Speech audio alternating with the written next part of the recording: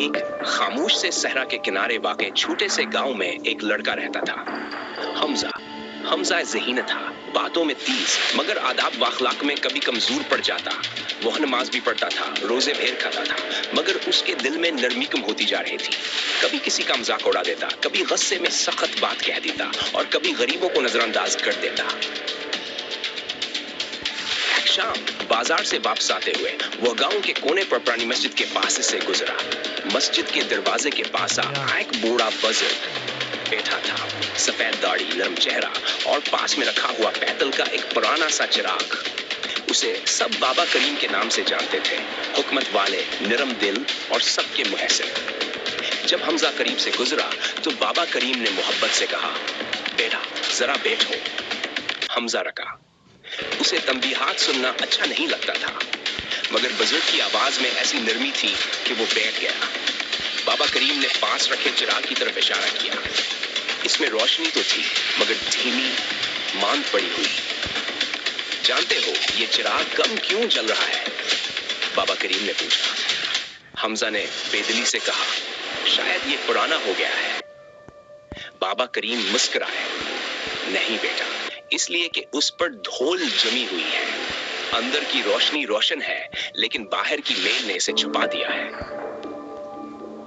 حمزہ نے چراغ کو غور سے دیکھا اور پھر بابا کریم نے اس کے دل کو چھو لینے والی بات کہی، انسان کا دل بھی ایسا ہی ہوتا ہے۔ اللہ نے اسے نور دیا ہے، ایمان کا، محبت کا، نرمی کا، لیکن جب انسان جھوٹ بولتا ہے، بدتمیزی کرتا ہے، دوسروں کو تکلیف دیتا ہے، وہ میل دل کے چراغ پر جم جاتی ہے۔ حمزہ کے دل میں ایک دھڑکن سی اٹھی۔ اسے اپنی صبح یاد آئی جب اس نے اپنی بہن کو رلا دیا تھا۔ اسے کل بازار یاد آیا جب اس نے غریب دکاندار سے بدتمیزی کی تھی۔ اسے یاد آیا کہ اس نے اپنی ماں کو بلا وجہ نظر انداز کیا۔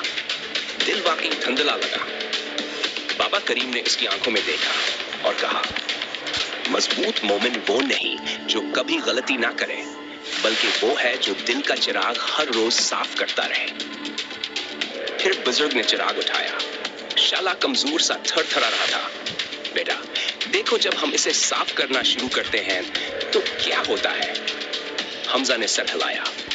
بابا کریم نے ایک کپڑا لیا اور چراغ کی دھول ہٹانے لگے۔ ہر ضرب کے ساتھ روشنی بڑھنے لگی، تھوڑا نور، پھر زیادہ، پھر پورا چراغ جگمگا تھا۔ حمزہ حیران رہ گیا، اس کی آنکھیں نم ہونے لگیں۔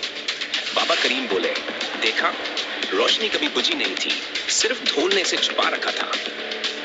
حمزہ نے آہستہ سے پوچھا، بابا دل کا چراغ کیسے صاف ہوتا ہے؟